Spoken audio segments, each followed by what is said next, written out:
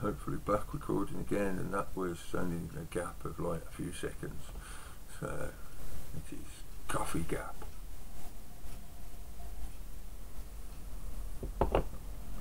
Right.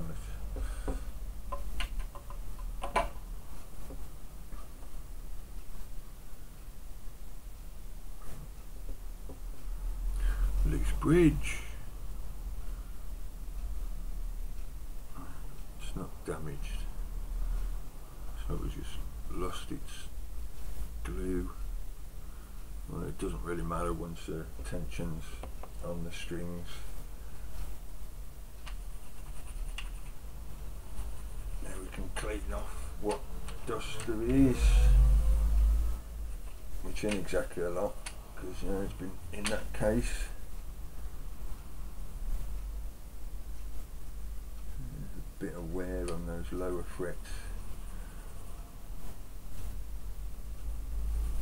but I am not going to start messing about trying to stone the frets. I've done it before. I had a Fender Strat, which was an absolutely fantastic bass. I wish I'd never got rid of it now, but I used it as a Part X for a flying, no, it wasn't a V, but it was a similar sort of, you know, very 90s metal style, spiky shaped body, with active pickups and whatever. But the Fender, I'd had the pickups changed to an active set of pickups and had the frets stoned and lowered so that the action on it was so fast. It was absolutely amazing. The only problem with it was you had to have quite a strong finger technique. You know, if you let the string have any kind of play in it, you would get a fret buzz off it. But the way I was, the kind of style of stuff I was doing at the time was mainly thrash, so it was all fairly fast stuff anyway, and you know, a little bit of fret buzz got lost in the distortion while you were playing anyway, so it didn't matter. Not that I was distorted, but you know, with the other guitarist in the band, didn't really stand out at all.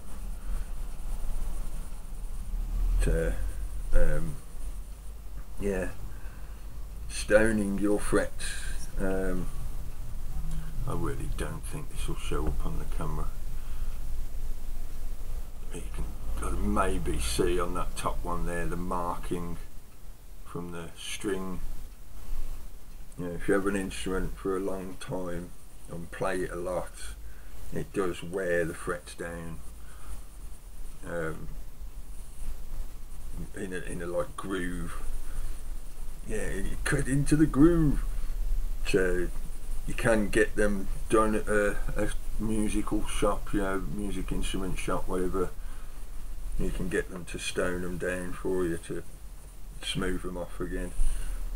And if the worst comes to the worst, if you're like a very prolific player, somebody who's owned an instrument for a very long time, they play it a hell of a lot, you'll end up having to have the fretboard refretted or a new fretboard put on it. Yeah, some people do that just out of personal taste as well, because they prefer a slightly different style of fretboard, whatever.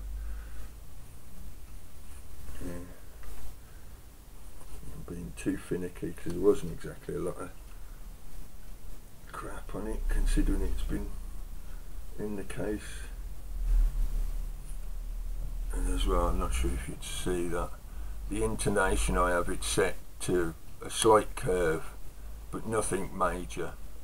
It just follows the curve of the fretboard really, more than anything, and a little bit of angle in the pickups, simply so that the higher strings are picked up more. They get more definition because the pickup is a little bit closer to the string, and it allows a bit more movement space for the lower string, the B string, because when you're really flapping on the B string it does move quite a lot. So right, new strings. It's like Christmas, but without the like fat bloke. Well, I've got the moobs and I've got the beard. So.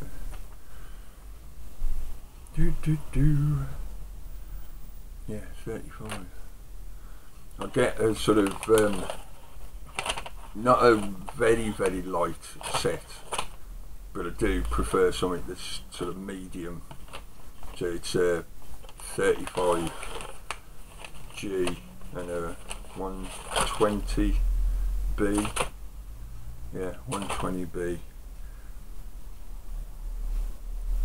It's because I like to do the. I can't, you know, I'm doing all this, and it may very well build up expectation of me doing some fantastically super amazing bass solo, which is not likely considering I haven't played in years. I was going to say, you know, I like playing that kind of open style. I call it an open style simply because I will use whatever kind of techniques I want to. I really do not believe in this bullshitism that a bass player does nothing but play a bass rhythm, the bass notes, you know, the root notes, and all they do is walk in bass lines and that's it. Now, this is an instrument just like any other instrument, so you do as much as you possibly can with that instrument. That's why I love bass players like Les Claypool and Jaco Pastorius. He was another guy, he's dead now unfortunately.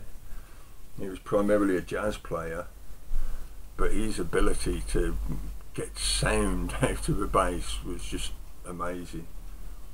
I usually use a lot of harmonics and stuff like that. But yeah, I like to be able to use whatever technique I want. I rarely use a plectrum because I learned, I played with plectrums, but I learned over the years that I could do just as much near enough the same kind of sound and techniques with my hand as you do with a plectrum. There's only a few things which are a bit more specific to a plectrum, and even those can be replicated with enough practice and skill.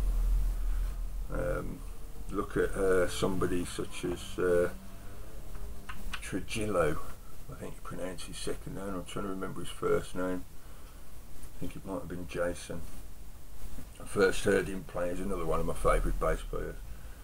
First heard him playing with a band called Suicidal Tendencies, and they did a sort of offshoot project band called Sarsipius Arc, which did a kind of a little bit like Primus. It was sort of a jazz, blues, funk, metal, thrash fusion, and in that kind of setting he was really able to let fly with some of his slap bass style and stuff like that, and losing his fret. Where's it gone? It went off with a clanger. Have you stole it, cat? Oh, there it is. It was hiding. It's been that under pressure for so many years it wanted a day off. Oh, that's why, you donkey. Wound the blooming to the wrong side. Round the cable.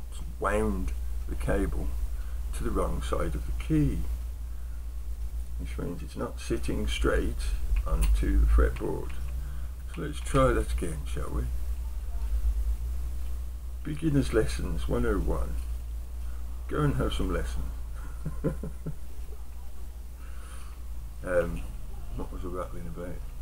Yeah, the difference between plectrum and finger style. You're doing it again, you fool. I find like it's some of the speed techniques that you can do with a plectrum, similar to what you'd be doing on a normal 6-string electric guitar, you know, kind of speed strumming or plucking, and that was very particular with a lot of thrash bands, obviously. So a lot of thrash bassists would use a plectrum, and you also get the definitive hard sound out of a plectrum. So you'll get a much shorter, tighter initial note from a plectrum strike than you do from using your fingers. But there are ways around that. You can,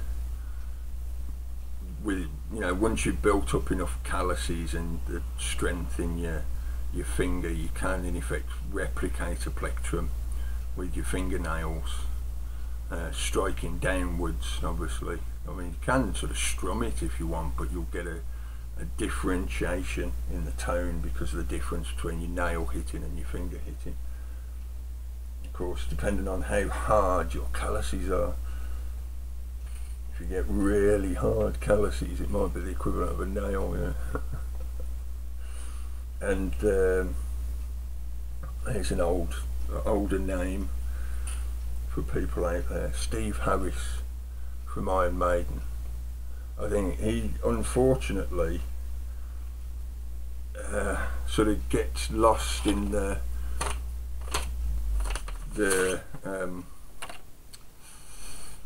how can I put it, the simplicity of a lot of the Iron Maiden stuff in terms of the guitars, even though they were both good guitarists, but oftentimes they relied very, very much on licks, and they did come up with some really good licks, but the point is that the listener most of the time would be distracted by the intertwining licks of the two guitars, and you don't really notice unless you're deliberately listening for it, which if you're a bass player you would be. You listen for Steve Harris in the background playing his bass, and some of his walking bass line stuff is really quite good, and his speed, that was the main thing for me. That he was one of my first influences, learning to get that kind of rapid strike speed similar to what you get from a plectrum, but just using your fingers. Obviously he wasn't doing what I've just described, like the striking thing, he was just plucking with fingers. So it takes a bit of, again, strength development to get the speed of plucking with your fingers, because you need it to be doing it with at least 3, so you get that sharply, that very fast triplet rhythm, which he was, you could guarantee nearly every Iron Maiden song he'd be in the background going with that triplet rhythm. We're running on time again. I haven't even got D string on yet. I ain't got my D string on. It's going to end up with just like an hour of me waffling and effing about with putting strings on the bass. But there you go.